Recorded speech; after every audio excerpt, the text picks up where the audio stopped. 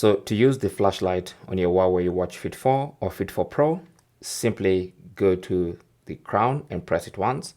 And on the main menu, you should see touch. So you can tap on that and that's going to turn on the touch. Now you can adjust the brightness of the touch by scrolling up using the crown or reduce it by scrolling down. So brighter and dimmer by scrolling up or down. Now you can swipe to get some more options. For instance, you can change the color from the default white color to any of these colors. So you have some predefined colors. For instance, you can have it red, and you can still adjust the brightness of that red color by using the crown.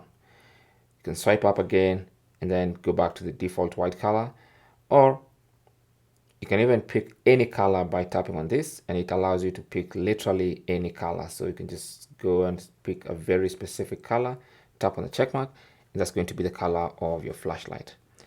Now, if you want your flashlight to blink or to flash, you can either have it flash slow like that, or you can have it flash faster like that.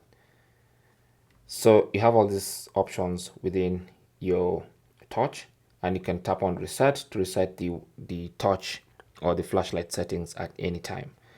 And then that's it. Thanks for watching.